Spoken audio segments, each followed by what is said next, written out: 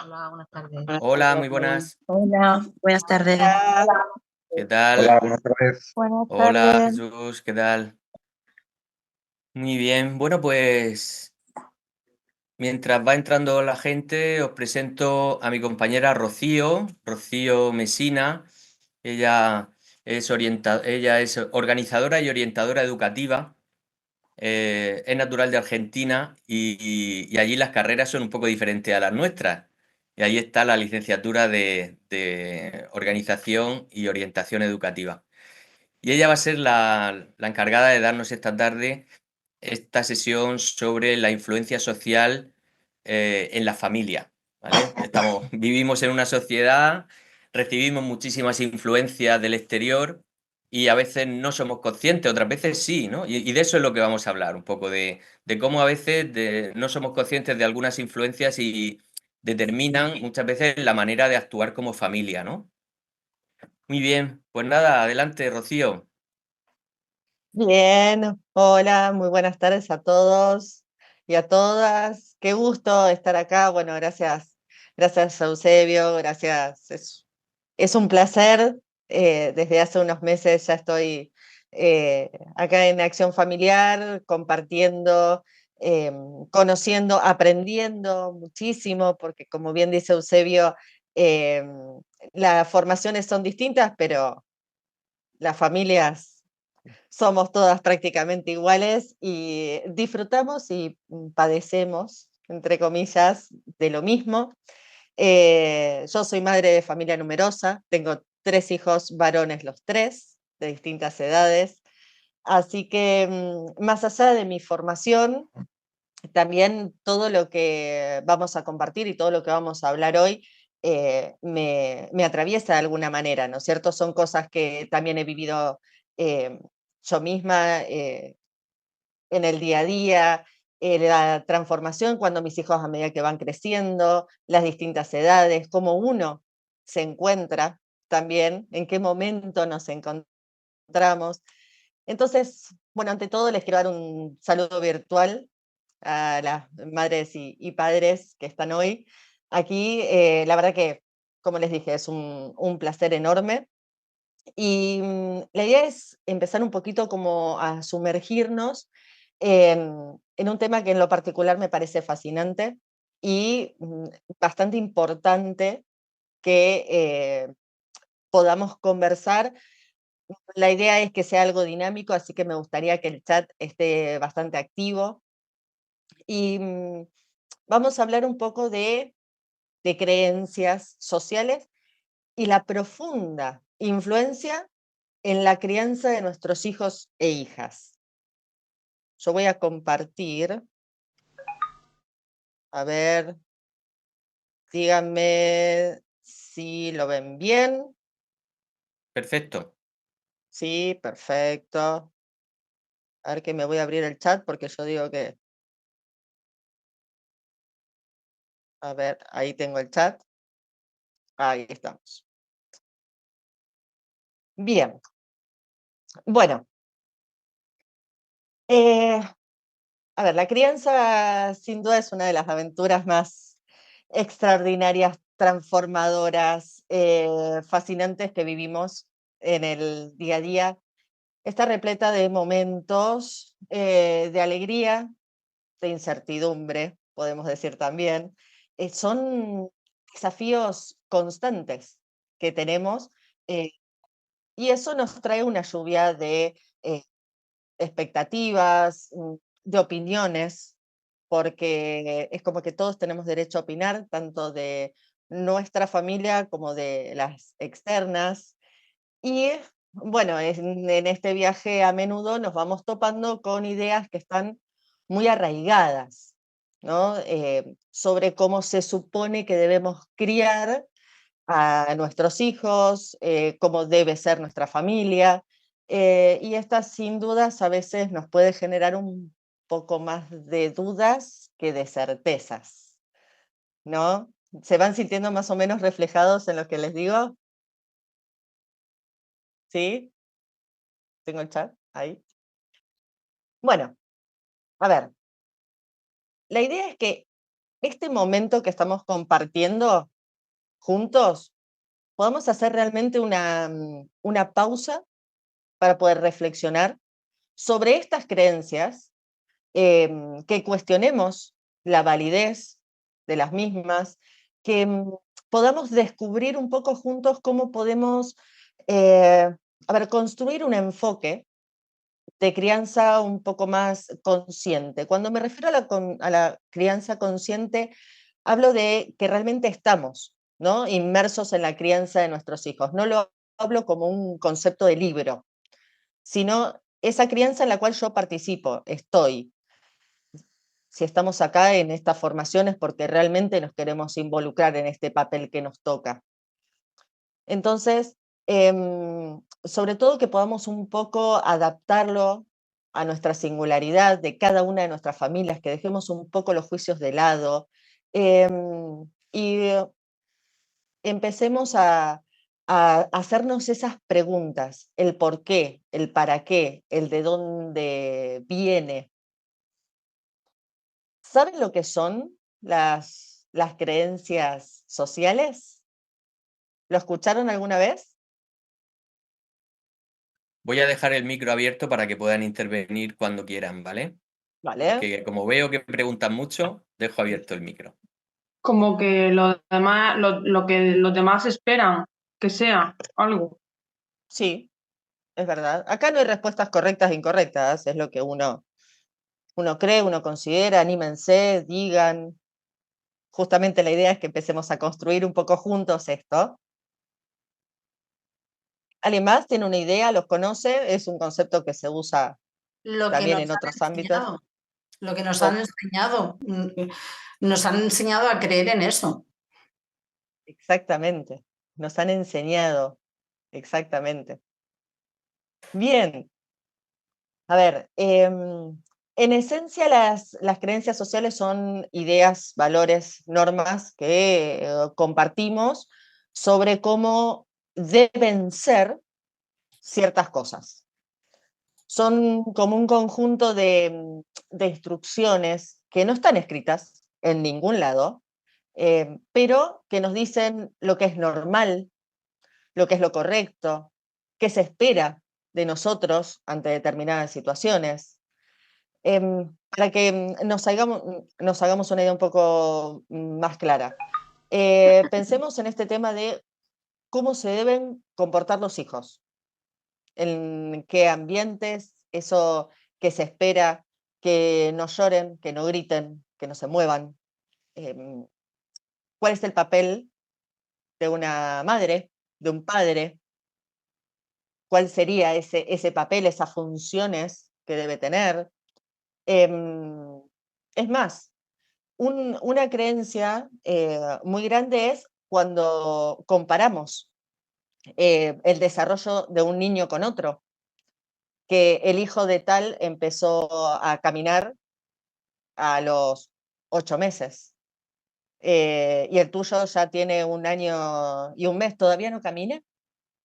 Esos ejemplos son literalmente las creencias sociales que se van transmitiendo generación tras generación y que realmente no terminamos de entender si realmente están bien, si esto es así. A ver, les hago una pregunta. ¿Cuáles son algunas de las creencias sobre la crianza que sienten o sintieron en su momento? Me las pueden escribir por chat si quieren. Me gustaría saber si tienen alguna de todas estas o si les ha pasado alguno de los ejemplos que di. A los hijos hay que disciplinarlos. Celia, exactamente. ¿Qué será disciplinarnos, no? ¿Alguien más? Hay que hacerlos competitivos. Uf, se entendía cómo castigarlos. Si yo es bueno para sus pulmones. Ese es muy bueno, sí, es verdad. que si se portan mal es que están mal educados y los padres son los responsables. Ay, sí, esa que viene cargada de culpa, de responsabilidad. No lo tome, ay, sí, que si lo alzás, si vive upa, si está en brazos, lo estás mal acostumbrando, los malcriamos. Y se une con la de María Ángeles, que ahí es cuando se empiezan a portar mal. Que los hijos nos deben responder a los padres. Hay que inculcar respeto. Uf, qué concepto el de respeto, ¿no? Bien, sí. Hay muchos y como que todos van rondando por lo mismo, ¿no? Como lo metas en tu cama, no lo sacás. Es verdad, Marga, ese me ha pasado. Que si me lo ponía mucho en el pecho, se lo va a tomar como un chupete. Solo, sí, bueno, la lactancia es otro tema. Uf, qué tema. Un palo a tiempo. Ay, qué lindo. Qué pedagógico, Cristina. Me gustan todos y coincido, los escuché a todos. De eso sí, eso justamente es el tema. Sobre todo las comparaciones. Laura, estoy con vos. Las comparaciones son, son muy fuertes. Es esta cuestión de comparar a un niño con otro es muy triste, muy triste. Sí, total. Sí, sí, sí, ves, porque alguien sale perdiendo, ¿no? Bien, hay otro, que si la madre pasa una depresión postparto, el niño tendrá... ¡Ey, Ana Belén! Esa no la había escuchado nunca.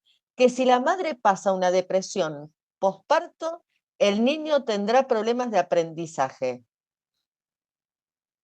Esa es nueva y ¿qué tendrá que ver una cosa con la otra? Ya están separadas las personas.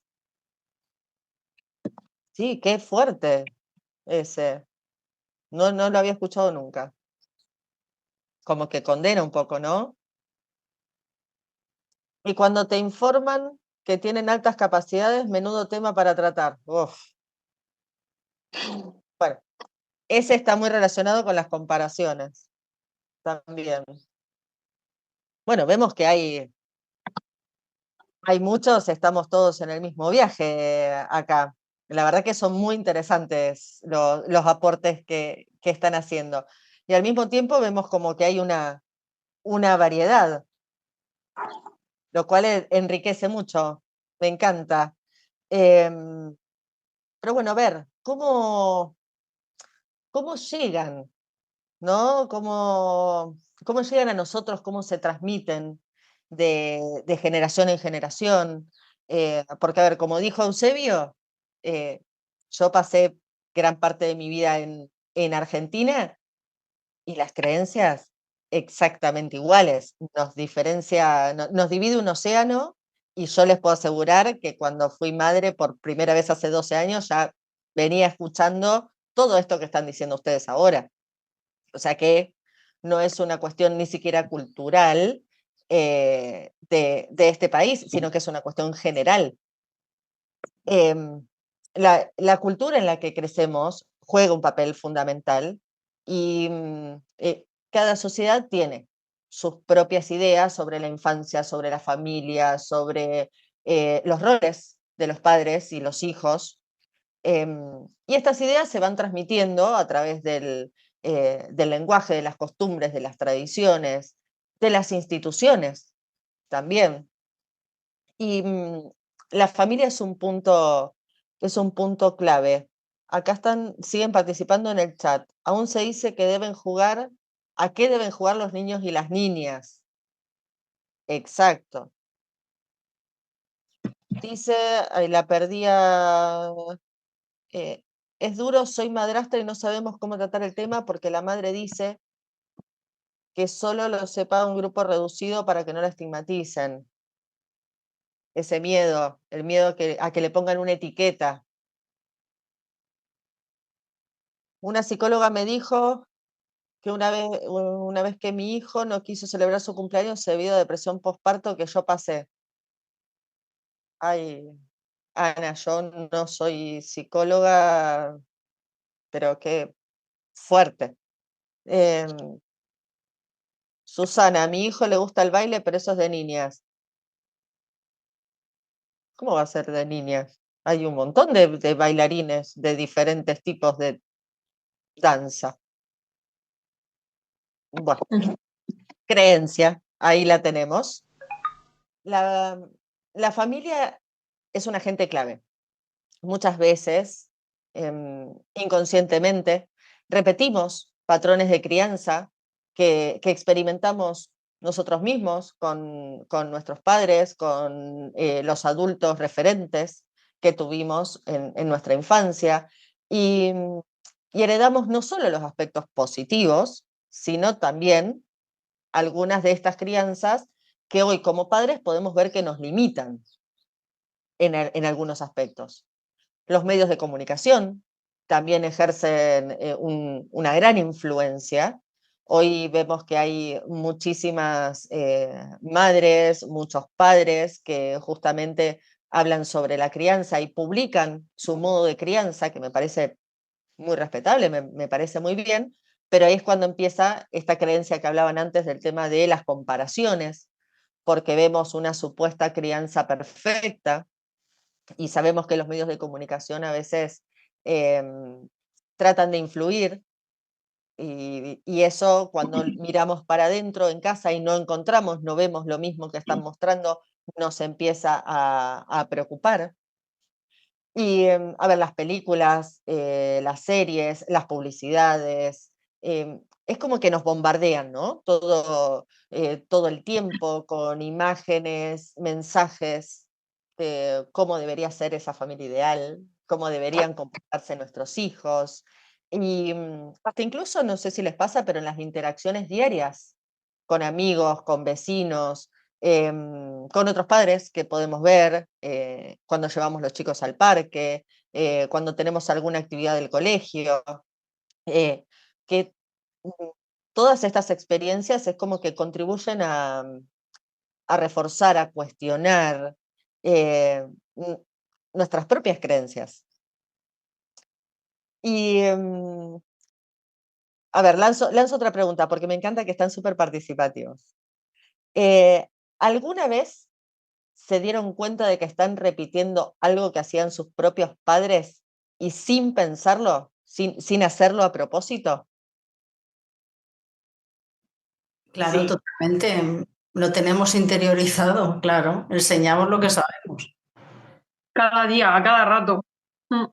vale, vale, Lo que pasa es que a veces tomamos conciencia y es cuando nos revelamos y queremos cambiar ese rol, pero es difícil, ¿eh? muy, muy difícil. Mm. Sí, sí, sí, Porque además los tiempos no son los mismos, con lo cual no se puede aplicar lo de hace 50 años. exacto. Ahora hay otras. Educar con lo que tenemos. Tenemos que educar de 2025, no de 1970. Mm. Tenemos que ser padres 2025, Total. Sobre todo de adolescentes. sobre todo, sobre todo. Exacto. Acá Cristina. Yo con mi primer hijo coincidía mucho con mi madre y con el segundo cambié muchas cosas. Tuve muchos encontronazos con ella por eso. Pasa, pasa, porque el repetir tiene sus cuestiones positivas y sus cuestiones negativas. Entonces, ¿qué hago? ¿Sigo mi instinto? ¿Sigo con lo que considero o con lo que me enseñaron? Como decía Monse, es muy difícil también tomar esa decisión porque me estoy revelando también como hija, porque sigo siendo hija. Y ese modelo que tuve a seguir, eh, yo con uno puede ser que funcione y con el otro no. Francisco, eh, hay una frase que me dijo mi abuelo una vez, y es que antes de tener hijos tenía muchas teorías de cómo tener hijos. Después de tener hijos tenía tantas teorías como hijos. No, no nos vale la misma fórmula para todos los niños. Carmen, cada niño es distinto, no viene con un manual de instrucciones. Y qué bien que nos vendría, ¿no? Estaría, qué bien que vendría el manual de instrucción. Cristina, no he parado de informarme desde entonces y sigo en la búsqueda para hacer las cosas bien. Ahora tenemos mucha información a mano, pero también tenemos que saber seleccionar. Exacto, exacto. Sí. Carmen, tengo 5 y cada una diferente. Exactamente. Ahora tenés 5 teorías de cómo criar hijos. Exactamente. Cristina, yo te preguntaría qué es hacer las cosas bien, ¿no? Bien para vos, bien para la sociedad, bien para el resto, bien para tus hijos. Cristina, respetar a mis hijos y a mí misma. Felicitaciones. Exactamente, exactamente. Respetarte a vos es respetar a tus hijos también. Que ahora soy más consciente de cosas que no veía. Me alegro muchísimo, me alegro muchísimo. Esa es la importancia de formarse, de estar con una tribu, de poder compartir. Aún así sigo metiendo la pata. Viene con la maternidad. El errar no es humano, es maternidad o paternidad. Yo he llegado a la conclusión de que hay que ser felices, los niños y los padres poco a poco. Exactamente, María Ángeles. Ya lo decía Aristóteles, la felicidad. Llevo muchos años siguiendo los consejos que dais y me ha sido medianamente fácil. Nos alegramos, nos alegramos. Es lo que tratamos de hacer siempre, siempre. Qué bueno. Me alegro muchísimo que te estén sirviendo todas estas charlas. Bien. A ver, ¿dónde estoy? Acá. Ahí estamos. Bueno, gracias. Me, me encantó. Me falta uno. Esperanza. Cada uno es diferente y cada uno tiene su proceso de aprendizaje, desarrollo, etcétera. Exactamente.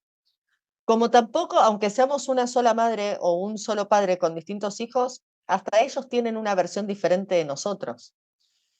No es lo mismo estrenarse como madre, estrenarse como padre, que tener un segundo hijo, cómo nos encuentra a nivel personal, a nivel pareja, si es que estamos en pareja, cómo nos encuentra en nuestra profesión, en nuestro trabajo. Ellos también tienen una madre y un padre diferentes. A ver, vamos a tomar uno bien cercano, que tiene que ver con el comportamiento, con lo que decía Esperanza. A ver, desde que nacen nosotros escuchamos todo el tiempo que los niños que no lloran son valientes, o si no, llora por todo el tiempo llorando, que las nenas deben ser dulces, tranquilas, calladitas también en otros casos. Y estas ideas, aunque parecen un poco inofensivas, aunque parece que es un comentario al pasar, nos encasillan mucho. Nos encasillan como padres, nos encasillan mucho a los niños, em, desde que son súper pequeños y limitan esa capacidad para poder expresar auténticamente qué es lo que les pasa. Que tiene mucho que ver con la validación de emociones, que no importa si sos niño, no importa si sos niña, que puedas llorar, estás triste, estás enojado por algo, que puedas llorar, que lo puedas expresar, que lo puedas sacar. Sabemos que los niños cuando son más pequeños, bueno, en la adolescencia también hay todo un juego. De eso cuesta mucho validar las emociones, cuesta mucho ponerles un nombre, que un niño nos diga estoy triste, estoy angustiado, estoy feliz, estoy contento. Son, son muy complejas. Y ellos aprenden mucho desde el ejemplo, de que nosotros también nos, nos demos ese lugar como madres, como padres, de validar nuestras propias emociones. Ver llorar a papá no es que papá es débil. Al contrario, una persona fuerte es la persona que muestra sus emociones, que muestra su lado vulnerable. Eso es una persona fuerte. No solamente que llora mamá, también papá puede llorar. Y esa validación empieza desde casa. Esa validación la empezamos a dar nosotros desde que los traemos a casa y empezamos a convivir. El rol de mamá y papá, que a pesar de que hemos avanzado mucho como sociedad en esta cuestión de la igualdad, todavía siguen existiendo ciertas expectativas, podríamos decirle, que están muy marcadas con esto de lo que debe hacer una madre, lo que debe hacer un padre. eh, Todavía se espera que la persona que sea el principal cuidador del niño o de la niña sea la madre, que es la que esté siempre presente, más que nada en lo que tiene que ver con lo social, que sea la madre la que va a la reunión del colegio. Somos las madres las que estamos en el grupo de WhatsApp de los colegios y a veces están los padres, pero no es que entra el padre y a veces la madre. Todavía es como que esto es el grupo de mamis y el grupo de papis pone horario para jugar al pádel en algunos casos y no se enteran de las tareas. Monse, te estás riendo, no sé si de esto. No, no abramos ese melón. No nos adentremos por ahí. No, los hombres yo creo que están en otra liga. Ellos, no, esto no lo he visto. Esto como que fue ayer. Ajá. Yo es que tuve una reunión ayer y el padre de mi hijo decía que él no estaba convocado, que no había visto nada, pero yo lo vi. En fin, no te quito tu tiempo. Continúa. No me quitas nada. Estamos exactamente en la misma sintonía. María Ángeles, eso va cambiando poco a poco. En el curso del pequeño hay bastantes padres que van a las reuniones. Sí, sí, por suerte, vamos, continuemos. Aunque también quedan para el gimnasio, por supuesto. También, también. Y nosotras también deberíamos, ¿por qué no? A ver, porque todavía también está esa creencia dando vuelta de que es la madre la cuidadora, la protectora, y el hombre es el proveedor, es el que tiene que hacer que no nos falte nada a la mujer, a los hijos, y esto puede generar una cuestión de desigualdad inevitable, a ver, más allá de que es completamente injusto para ambas partes es injusto porque ese padre que quiere estar presente en casa y hacerse cargo de los hijos, que lo disfruta, que les gusta, porque aunque no lo crean, les aseguro que hay, pero tienen esa presión social de que son los que tienen que salir a trabajar, porque si no hay como una imagen de que la mujer lo domina. Entonces empieza una cuestión social muy fuerte y es injusto para el hombre que no pueda expresarlo a viva voz. Carmen, mi pareja se implica más que la madre en mi caso. Bueno, perfecto. Me parece bárbaro. Ahí, bueno, yo puse un ejemplo eh, en la diapositiva que están viendo de que hay que apuntarle a inglés, idioma y música desde pequeño para que tenga un buen futuro. Eso que hablaban por ahí también de las altas capacidades, de estar todo el tiempo exigiendo, no solo desde la cuestión del aprendizaje, sino también desde el desarrollo, cómo, eh, cómo comparamos el desarrollo de nuestros hijos a un supuesto calendario estricto. cuando sabemos que cada uno tiene sus tiempos, sus desarrollos propios, que no tienen nada que ver con que haya alguna problemática. El tema del pañal, cuando empieza en el jardín, a los 2 años ya tiene que haber dejado el pañal, que tiene que hablar bien. Hablar bien me refiero con el armado de frases, que eso empieza a partir de los 2 años. No es que a los 2 años, cumple los 2 años y arma frases. Es algo que empieza, es un proceso, es un desarrollo. El tema de dormir solo toda la noche.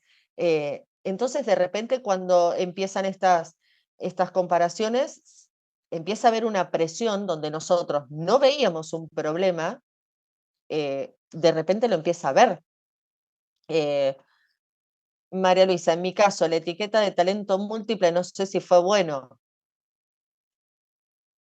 Yo me alegro del simple hecho de que te lo estés cuestionando, independientemente de la respuesta que llegues. En su momento parece algo maravilloso porque lo distingue del resto, pero ahora te lo estás cuestionando. ¿Ok? ¿Qué habrá pasado ahí? Como les decía, esta cuestión de la presión, que, que se saturan con tanta extraescolar, dice Carmen. Exacto, no los dejamos ser. De repente el chico está con un ritmo cuasi universitario, tiene 4 años, habla 2 idiomas, toca 4 instrumentos, la escuela, la tarea, el deporte. ¿Y cuándo es niño? ¿Cuándo juega? ¿Cuándo hace berrinche? ¿Cuándo es niño? Y deja de ser robot, porque parece que terminamos entrenando una IA y no teniendo hijos. Es un niño Eh, adulto. es un niño adulto, exacto. ¿Y qué pasa con esos niños cuando llegan a la adultez? ¿No? O sea, esta cuestión de que se están quedando atrás, porque lo tengo que llenar de cosas para que no se atrase, para que cumpla con estas expectativas. Qué maravilloso que es mi hijo. Este tema lo que hace es no respetar el ritmo individual que tiene cada niño, que es único, que es diferente y que merece ese respeto, que merece ese lugar. Dice Francisco, se aburren. Luego si se lo das todo, luego si se lo das todo desde el principio. Exactamente. Se aburren, ¿cómo no se van a aburrir? Nosotros también nos aburrimos. Aburrirse no es malo, no es malo, desarrolla la creatividad. Soy fan del aburrimiento, eh, pero es verdad, si los anotamos a todos, después llega un momento que no saben ni a dónde están. Y es como que saben hacer todo, pero no saben hacer nada. Laura, a mi niño pequeño le encanta la canción de Plim Plim, ahí se me fue, que dice, qué aburrido puede ser muy divertido. Ah, sí, sí, sí, la conozco. A mí también me está pasando, dice Esperanza, con los 2 que tengo. La mayor en mi caso todo muy rápido, y con el pequeño me está costando el doble, pero está sirviendo de aprendizaje para mí también para tener más paciencia. Es como una nueva virtud que se desarrolla, ¿no? La paciencia. Bueno, qué difícil cuando el primero hace el camino. Hay un montón de videos en las redes sociales sobre esto, que el primero te da unas ganas bárbaras de tener el segundo y el segundo te desestructura la vida. em, que es Y así el a la tercero ni gran te cuento. mayoría. El tercero también. El tercero nace con autonomía, un Sí. criterio propio, es un experimento extraño. Vieron que está la investigación de el hijo mayor, el hijo del medio, el menor ya a partir del tercero en adelante es digno de investigación para mí, ¿no? Es como extraño. Sí. A ver, este tema que hablábamos antes, ¿no? De que sí, lo tenemos mucho en brazos, se malacostumbra. Eso, bueno, eso por suerte ya fue perdiendo como un montón de te fuerzas, eso como que ya vamos teniendo esa presión un poco menos, porque básicamente lo que hace es, ignorar la necesidad que tiene el niño. Y y la madre también, porque no nos olvidemos que al principio es una relación diádica, que luego después se empieza a incorporar la figura del padre, pero las madres también necesitamos ese contacto con nuestro hijo, em, y que tiene que ver con esa seguridad emocional que le vamos brindando a los niños. Además, ya hoy se sabe por pediatras, la Organización Mundial de la Salud, se sabe que ese contacto físico, en vez de estar malcriando, entre comillas, a nuestros hijos, al contrario, le ayuda al desarrollo neurológico, al desarrollo emocional, al desarrollo social.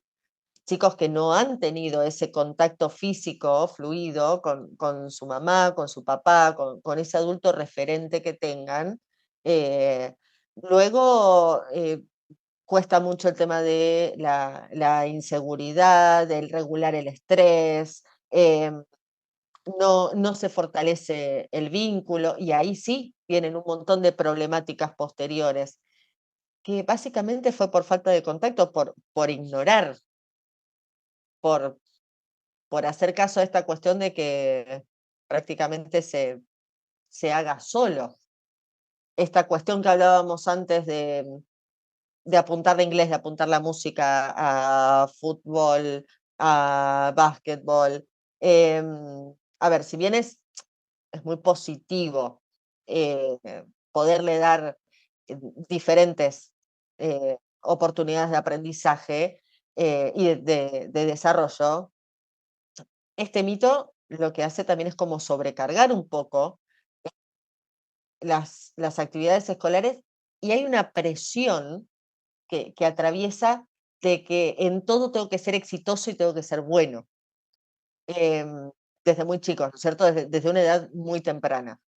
Em, entonces, mm, también un poco recordar que el juego libre, el juego no reglado, el poder crear y recrear reglas de los juegos, también es muy importante, porque ahí habla de una exploración, habla de los límites, este tema del hasta dónde. No sé si les ha pasado que cuando juegan mientras están jugando el juego, los mismos chicos van cambiando las reglas, y siempre para poder ganar, y nos van cambiando las reglas sobre el camino. Em, es muy, Laura. Y también importante que ellos elijan a qué jugar exactamente, que puedan elegir dentro de todo. Está muy bueno el tema de poder ofrecer diferentes opciones, pero también que sea divertido desde el lado de que no hay una competencia, sino que es un juego libre, es tiempo de disfrute, no de competencia. Y, y todas, a ver, todas estas creencias que estamos hablando, todas estas limitaciones, estas frases que solemos escuchar que parecen súper inofensivas, no nos damos cuenta, pero tienen un impacto muy real. A ver, nos afectan constantemente, afectan nuestras emociones, las decisiones, nos hacen dudar constantemente. Estoy haciendo bien, estoy haciendo mal, ¿qué dirán? Eh, ¿Cómo hace esta persona para que su hijo o su hija, no sé, esté siempre tranquilo? Eh, y, y eso nos trae presión, nos trae culpa, sentimos que no estamos a la altura de esos supuestos estándares sociales, que no somos lo suficientemente buenos, que no estamos dando lo suficiente, que estamos fallando. Y esto es muy fuerte para uno mismo, ¿no? Esta culpa, esta inseguridad, esta baja autoestima. eh, Saber que a todos nos pasa, que todos dudamos, que todos nos sentimos si estoy haciendo las cosas bien, si estoy haciendo las cosas mal. Em, Hay algo que es muy importante y, a ver, voy a dar por sentado de que si estamos en esta charla es porque nos gusta involucrarnos en nuestra crianza, en la crianza de nuestros hijos, en nuestros roles. Pero siempre tomamos la decisión desde lo que consideramos mejor para nuestro hijo. Entonces eso como que debería bajarnos un poco esa presión. Nosotros tomamos decisiones que, eh, aunque en el momento no parezcan la mejor decisión, sabemos que trae un resultado positivo a largo plazo, porque conocemos a nuestros hijos, porque estamos involucrados y, y dejar un poco esta comparación constante que vivimos en esta sociedad que fomenta la competencia, como decíamos antes, a ver, las redes sociales, las conversaciones que tenemos con otras familias, que a veces se termina convirtiendo, es como una especie de carrera, ¿no? Que no tiene fin, quién lo hace mejor, quién tiene el hijo más listo, la familia perfecta, esa familia socialmente correcta que nos vendieron los medios. Esto genera como muchísima ansiedad y a veces estos juicios hacia nosotros mismos, hacia los demás, convengamos que no nos terminan llevando a ningún lugar positivo, sino que al contrario, estamos todo el tiempo mirando para el costado a ver y al mismo tiempo qué pueden mirar de mi familia y de qué pueden hablar. Esa dificultad para conectar con las necesidades individuales que tienen cada uno de nuestros hijos.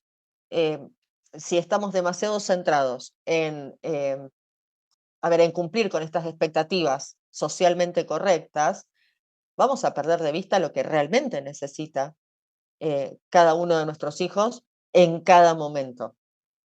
Eh, Podemos llegar hasta, no sé, ignorar sus emociones, sus ritmos de desarrollo, la singularidad que tiene cada uno, em, cuáles son sus preferencias.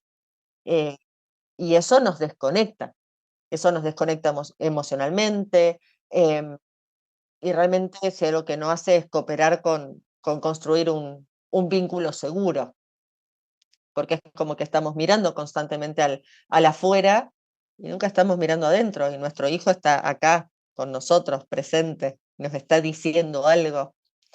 Em, a ver, el estrés eh, y el agotamiento de intentar estar constantemente, entrar en ese modelo, ¿no? En cumplir las expectativas, en ser padres perfectos.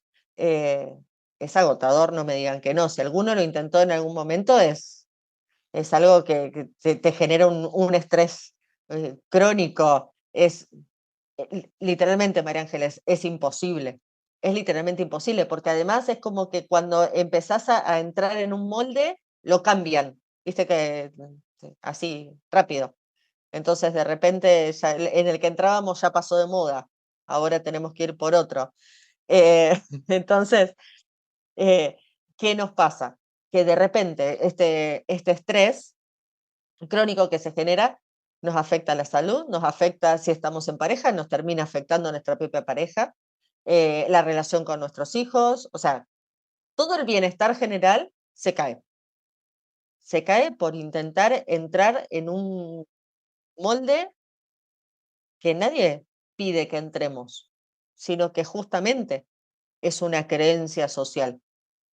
Em, el, el menor disfrute de la crianza. Ahí anoté porque me pareció como muy importante esto de que de repente nos preocupamos por hacer las cosas bien, con cumplir las normas, con evitar los juicios, eh, y nos olvidamos de disfrutar el momento que están viviendo nuestros hijos. Nos olvidamos de verlos, de esos momentos mágicos, ¿no? Que tiene la maternidad, independientemente de cuántos hijos tengamos, cada hijo es único. Entonces, que podamos compartir esas experiencias, hace que empecemos a sacar la mirada de afuera y empecemos a mirar un poco más adentro sin tener tanta presión del afuera, creer un poco más en nosotros mismos. Partir de la base, como les decía, estamos tomando las mejores decisiones para nuestros hijos porque los conocemos y porque queremos lo mejor para ellos. Y lo mejor para ellos es lo que ellos necesitan. Y eso lo sabemos los padres, lo sabemos los adultos responsables que los estamos criando. Em, entonces, bueno, ¿yo qué les vengo a proponer? Yo les vengo a proponer que desafiemos un poco estas creencias, ¿no? Que podemos cambiarlas, que podemos ponerlas en jaque, que podemos desafiarlas y construir mm, una, una crianza, una maternidad, una paternidad más auténtica, que tenga que ver con nosotros mismos. Entonces, bueno, acá les puse como una, una lluvia así como de ideas para poder empezar a desafiar. No son un paso a paso, sino que son ideas disparadoras. Tomen las que les gusta, pueden agregar, pueden sacar. Bueno, en primera instancia, a ver, reflexionar sobre nuestras propias creencias. Tomo ese que está ahí abajo. El primer paso básicamente es tomar conciencia de cuáles son nuestras creencias, las que consideramos fundamentales, de dónde vienen, eh, son realmente nuestras o las hemos adoptado, son las que nos enseñaron, eh, realmente nos sirven estas, eh, estas creencias que estamos teniendo. Eh, Me siento respetada, me siento respetado, siento que respetan a mis hijos estas creencias. Em, es, es un momento para poder empezar a identificar, ¿no? Cada una de esas creencias que tenemos y poder como iluminarlas un poco y decir, bueno, sí, con estas me quedo, estas me gustan, estas no me hacen tan, tan feliz, digamos, como madre, como padre, como familia. Eh, Cuestionar estos debería ser. No existe una única forma correcta. No hay, cada familia es un mundo, esa frase tan trillada, pero tan real. Eh, Cada uno tiene sus propias circunstancias, valores, necesidades, los ritmos son personales. eh, y lo que no funciona para uno, tal vez puede funcionar para otro. Entonces, está bueno que podamos ser un poco flexibles, ¿no? Y poder adaptarnos a esta realidad que estamos teniendo, a esta situación que estamos pasando, em, dejar, dejar ese debería y quedarnos con ese ser, con ese soy, con ese somos, empezar a desafiar eso, em, a ver, priorizar la conexión y el respeto. Esa es otra, que es la base de la crianza sana, de una crianza feliz, pero no hablo desde una felicidad de que estamos todo el tiempo sonriendo, ¿no? Sino de vivirla, de transitarla, de poder construir esas relaciones que basamos con amor incondicional que tenemos y ese respeto mutuo para nuestros hijos y nuestros hijos con nosotros, la empatía. Y, eh, a ver, cuando nosotros nos esforzamos por conocer las necesidades de nuestros hijos, por validar sus emociones, por tratarlos eh, con, con la misma consideración que tratamos a cualquier otro, es como que empezamos a tomar conciencia de que estamos aquí y ahora, y esto es lo que me pasa, y dejo lo que estaba pasando en otro lado, lo que ese me gustaría, tal vez esa proyección que hablábamos antes de la familia como debería ser. Y hablando, bueno, de validar emociones, no hay emociones buenas o emociones malas, hay emociones. Y hay emociones que, a ver, lo que hacen es ayudarnos a entendernos, a conocer nuestras necesidades, a adaptarnos al mundo que nos rodea. Y es fundamental que les podamos ayudar a identificarlas para después poder empezar a gestionarlas, ¿no? Cuando sea propio para cada edad. Esto sí tiene un determinado proceso. Entonces, desde el principio, que podamos ayudar a nuestros hijos a identificar, a expresar, a gestionar las emociones, en vez de tenerlas reprimidas, ¿no? O negarlas. Esto no, acá no. Uno no elige cuándo. Me pongo mal, me pongo triste, qué es lo que pasa. También o sea, nos pasa como adultos, que a veces no sabemos ni validar nuestras propias emociones. A ver, esa situación que hablaban antes, de que si yo tengo depresión postparto, mi hijo después va a tener algún tipo de problemas. A ver, el posparto, acá las mujeres sabemos que es una montaña rusa de emociones, situaciones y cosas, y que no, nos vemos en el espejo y no sabemos quiénes somos. Nos vamos a nuestro placar a ver ropa y parece que era ropa de otra persona, no era nuestra. Nos encontramos en un estado de completamente inestabilidad y encima a cargo de otra vida. O sea, y si a eso le sumamos una presión de que cualquier cosa que a mí me pase, si me siento un poco deprimida, si no me siento bien, lo estoy perjudicando a mi hijo, exploto. Soy una olla a presión eh, peligrosa. Lo bueno, no sé acá, pero en Argentina durante 2 años somos inimputables. Les paso el dato por las dudas. Lo que hagamos durante 2 años, por el cambio hormonal, somos inimputables. Un dato de color que les paso. A ver, bueno, fomentar la autonomía y la expresión. Eh, Como dijimos, cada niño es único. eh, Así que, bueno, es fundamental que podamos, a ver, desarrollar esa autonomía, tomar decisiones y explorarlo al ritmo propio, para que luego, después, en la vida adulta, sí sea una persona, un adulto fortalecido, un adulto que se conozca, un adulto que sepa reflexionar, acompañar.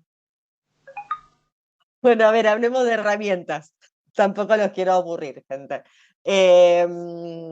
Comunicación efectiva. A ver, vamos a tomar comunicación efectiva. Esta se usa mucho en lo que es laboral, pero básicamente lo que tiene que ver con la maternidad tiene que ver con que tengo que saber escuchar a mi hijo, a mi hija, tengo que saber escucharme y tengo que saber escuchar a mi pareja.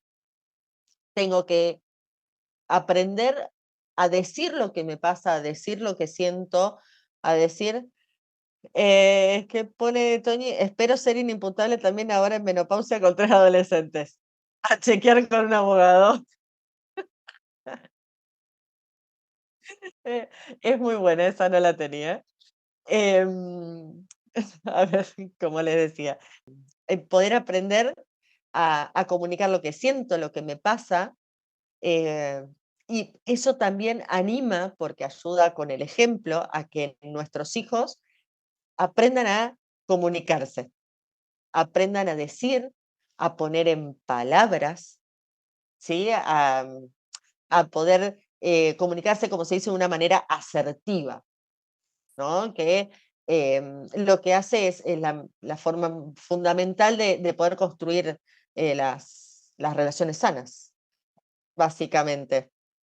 Bueno, a ver, establecer con amor los límites y la firmeza, que eso lo que hace es guiar un poco, ¿no? El comportamiento, podemos, a ver, se puede recurrir sin ningún tipo de castigo físico o emocional, porque a veces no pegamos con las manos, pero sí con las palabras.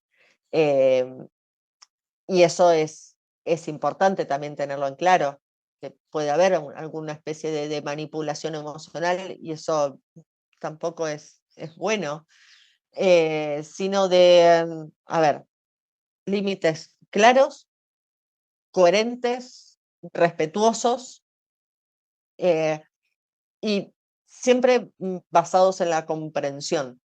Eh, es muy difícil el tema de los límites.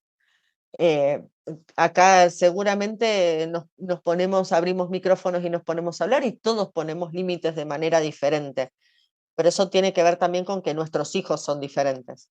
Hay chicos que solamente con decirles una vez las cosas las hacen, hay otros que demandan un poco más de repetición, hasta a veces terminamos en las amenazas, pero en realidad es encontrar la comunicación, el canal de comunicación que mi hijo necesita, porque es así, el límite hay que ponerlo. Entonces, saber qué necesita mi hijo para que entienda el límite, porque esto no se cruza, esto es hasta acá. En esta casa, en esta familia, se considera que este límite no se cruza. Encontrar la manera de decirlo, eso es nuestra responsabilidad, para que ese niño, esa niña lo entienda. Una estrategia es moldear con el ejemplo. A ver, sabemos que los niños imitan todo lo que hacemos, lo imitan. Entonces, ser ese modelo principal es ya de por sí una carga porque hay cosas que las vamos haciendo y no nos damos cuenta. Nos damos cuenta en realidad cuando nos imitaron, que decimos, ah, sí, esa fui yo. Entonces, empecemos por tener esa coherencia en nuestros actos, en nuestras cosas, en lo que decimos, en lo que hacemos. Si nosotros nos respetamos, si ellos ven que nosotros respetamos a la otra persona, cómo nos comportamos socialmente, eso es el mejor ejemplo que podemos dar. Buscar apoyo, lo que estamos haciendo acá, justamente. El hecho de buscar apoyo, de entender de que no estamos solos, de que hay personas que me pueden dar un punto de vista que no había tenido en cuenta, que puedo, a ver, que puedo formar una red de apoyo, eh, ya sea de familia, de amigos, de personas que están con nosotros. Laura, un niño con es complicado, los límites me refiero, estoy deseando que llegues a clase. Exacto, te entiendo perfectamente. Eh, en realidad todo es complicado hasta que aprendemos a hacerlo. Yo te animo a seguir encontrando la forma y te digo que no hace falta tener algún tipo de diagnóstico para que nos parezca complicado. O sea, hay niños que sin diagnóstico también es difícil ponerle los límites por su tipo de personalidad, por sus cuestiones. Em, y creo que esa clase para dar va a ser maravillosa. Ojalá te lleves un montón de herramientas, un montón. Seguro que sí. ¿Qué es lo importante de la red de apoyo? Que empecemos a identificar el hecho de que necesitamos ayuda, que en algunos momentos vamos a necesitar ayuda y que el hecho de pedirla no nos hace débiles, no nos hace malas madres, malos padres, sino que es el hecho de pedir ayuda. Necesito ayuda con esto, no sé qué hacer con tal cosa, el tema de los límites, así, ¿por qué iría a esta clase? Porque es una forma de pedir ayuda, es una forma de buscarla. es lo mejor que podemos hacer. Bueno, yo ahí puse practicar ¿no? Buscar el apoyo y no el juicio. Me refería justamente a esto. O sea, buscar el decir, lo estoy intentando, estoy dando mi tiempo para, para poder aprender, para poder conocer, para encontrar otros caminos, otras formas, porque los que hasta ahora estuve haciendo no me están llevando a donde me gustaría estar. Eso es como muy, muy importante. Bueno, y para ir cerrando ya y no hacer tan monótono esto, quiero que se queden con esta idea fundamental, que la crianza es un camino único y personal para cada familia.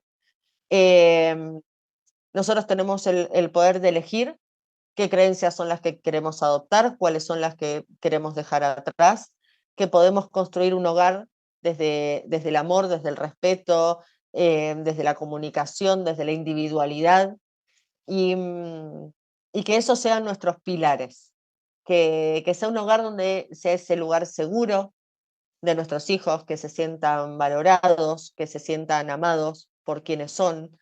Y, y lo que ahí vamos a estar haciendo no es solamente eh, criar hijos sanos, sino que hijos que van a ser más felices, más seguros de sí mismos.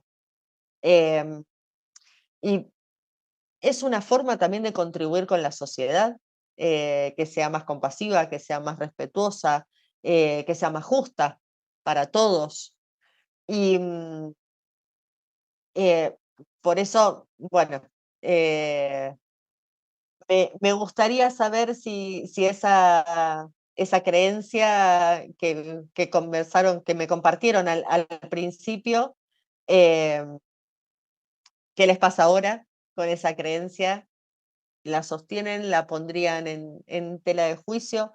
Acá Cristina, ¿quién dictamina cuál es la crianza perfecta y cómo tenemos que actuar con nuestros hijos si no los conocen? Cada hijo es un mundo, creo que hay que intentar tener sentido común e ir tomando las decisiones que creamos que son las adecuadas para ellos en ese momento. Y si no funcionan, siempre podemos cambiarlas. Es fundamental enseñarles a ser buenas personas, educadas, respetuosas, autónomas, que hay muchas tonalidades entre el negro y el blanco. Exacto. Aunque no sepan jugar al tenis, tocar el piano, dominar 3 idiomas. Exactamente. Exactamente.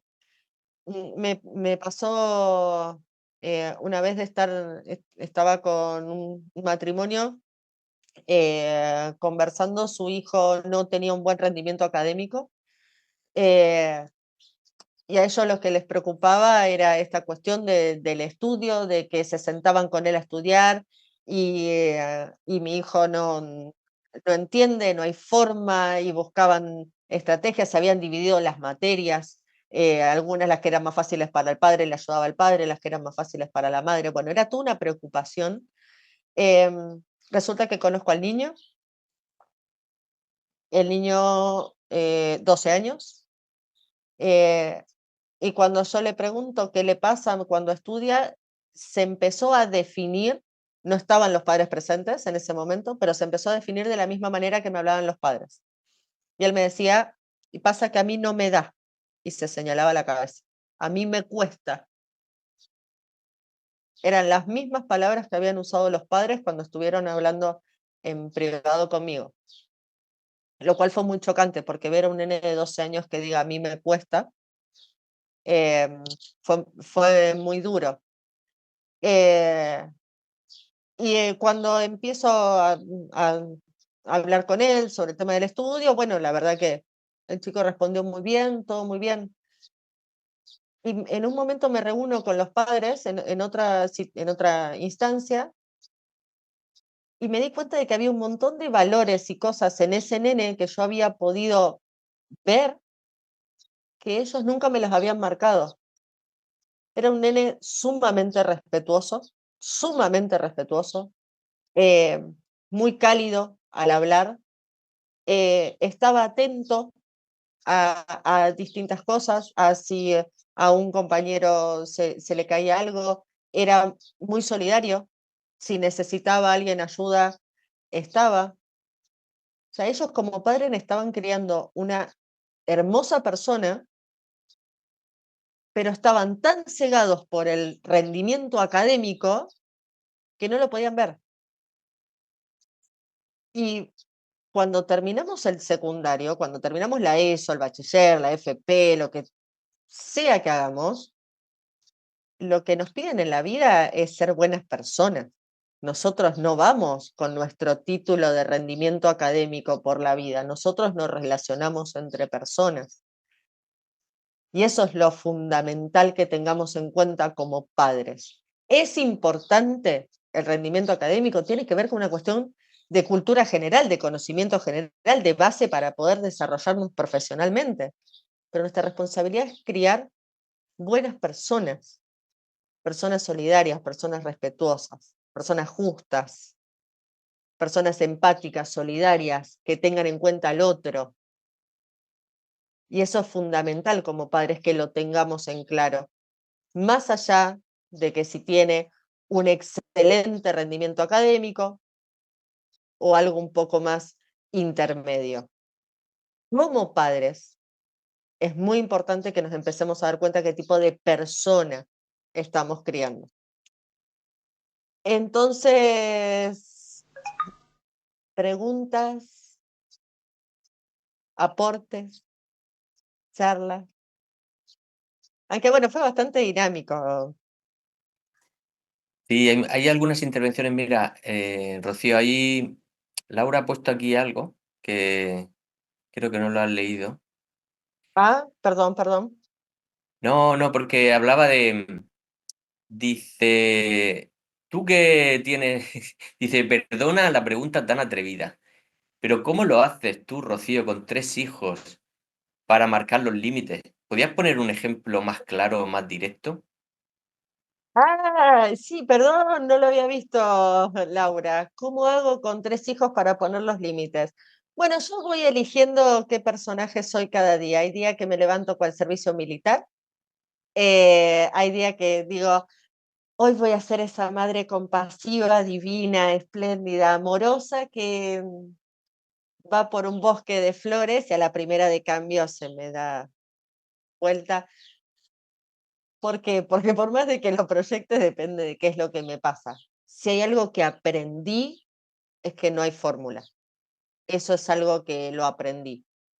Sí hay una realidad, dediqué como tiempo a conocer y sé a quién le tengo que decir una sola vez las cosas y a quién digo, son 4 veces, o sea que si empiezo ahora, más o menos esto que le estoy pidiendo lo va a empezar a hacer tipo 4:30 de la tarde, empiezo ahora. Em, por ejemplo, anda a bañarte. Yo ya sé que falta 1 hora y media para que se vaya a bañar porque ya tengo el tiempo tomado, entonces es como ese tire y afloje constante. Es una negociación. No soy muy de la meritocracia, pero a veces, y dependiendo de la situación funciona. Yo soy realmente así, de madre perfecta, entre comillas, no tengo nada. Voy aprendiendo en el camino. Tengo uno de 12, uno de 10 y uno de 4, que son completamente diferentes y al mismo tiempo son muy desafiantes. Eh, a mí me gusta mucho el debate, el pensamiento crítico, entonces no tuve mejor idea, de la cual a veces me arrepiento, de decirle, ustedes pongan todo en duda, cuestionen, no se queden con la... Y bueno, así estoy por la vida, porque me cuestionan hasta lo que no existe. Entonces, aunque hay momentos que me agarran muy cansada o lo que sea, al fin y al cabo lo termino disfrutando. Un ejemplo más claro de que depende también de cómo esté yo. Lo que sí hago es que esto es regla en casa. Cuando no me siento bien, cuando estoy agotada, cuando estoy triste porque me pasó algo, cuando estoy tapada de trabajo y no doy más, Sí, siempre lo digo. Chicos, hoy mamá no está bien. Hoy mamá está triste, hoy mamá está angustiada, hoy mamá está muy nerviosa porque me pasó algo. Entonces, si en algún momento yo respondo mal, si en algún momento no los escucho, no se lo tomen personal. Esto es clave. Eso sí lo hago siempre. Cuando yo sé que no estoy bien, si me ven llorando no es por ustedes, es que necesito llorar, necesito sacarlo porque estoy muy angustiada. Eso lo hago siempre en casa y los animo a que ellos hagan lo mismo. Hay algunos que me dan, hay días que me dan más bolilla, otros no, eh, pero es como un ejercicio que lo hago. Em, ¿hay, ¿Hay más? Me quedé... No, era solo ese, todos los demás los he estado leyendo. Y este último también es muy bueno. Ah, El penúltimo dice, anda, toma. Yo también uso las diferentes madres. Y de hecho, mi tercero a veces me dice, llegó la madre bipolar. ¡Lo mato! ¡Ay, lo amo! ¡Ay, no, no, qué divino! ¿Con qué madre me despertaré hoy? Me ha gustado la reflexión de dejar de lado los deberías que vienen de lo social y mirar a los hijos qué es lo que les viene bien a ellos. Sí, basta con cumplir con esas cuestiones que para nosotros no son así, ¿no? Eh, bueno, yo en ocasiones digo, me borro como madre. Ay, qué lindo. Sí. Yo siempre le digo a mi marido que el Día de la Madre lo voy a festejar sola en la punta de la montaña y no voy a decir cuál montaña para que no me busquen. Es Eso lo mi digo día y yo. me lo voy a tomar. Yo le digo Eso es que bueno, eso es bueno. sí, sí, yo sostengo, hay que hacer festejos del Día de la Madre para madres Me sin voy sin niños, móvil, me voy sin nada. Adiós. sin nada. Dejo todo a una isla desierta. Sí, exacto. Y el Día del Padre también, los padres que te disfruten también. Bien, bueno, ante todo, muchas gracias. En nombre de Acción Familiar, en nombre mío, yo agradezco mucho este espacio. Bueno, muchas gracias a ti, Rocío, Gracias. también por esta sesión tan amena y que nos ha hecho reflexionar muchísimo, que nos ha hecho cuestionar muchas cosas como familias. Yo creo que ya nos vamos a cuestionar mucho más las cosas antes de tomar decisiones, creo yo. Enhorabuena, que así sea. Sí, sí, Ujú. sí, cuestionemos. Ay, bueno, muchas sí, bueno, ha sido didáctica, gracias. Sí. Ahí te Muy están bien. preguntando si llenan formulario. Ay, sí, perdón. Mira, Ya aquí está. tenéis la encuesta, en el chat tenéis la encuesta, podéis ahí pulsar. Rocío, 10. Por mí, 10. Ay, no, vale, no sabía que era un examen. Sí, hay un examen ahora. Diapositiva número 1. Te ponía en el tercer punto. Ahí podéis poner vuestras opiniones, vuestras sugerencias, buenas o malas, ¿eh? Aquí admitimos todo. La semana que viene, por cierto, tenemos Gabriel aplicando la parentalidad positiva, ¿vale? Muy enriquecedor, dice Isabel. Bien. Oh, Bueno, pues nada, vamos entonces cerrando. Aquí tenéis la encuesta y nos vemos la semana que viene. Muchas gracias, Rocío. vale, gracias a todos. Muchas gracias. Eusebio, Adiós. mil gracias como siempre. Muchas Gracias a gracias. vosotros. Gracias.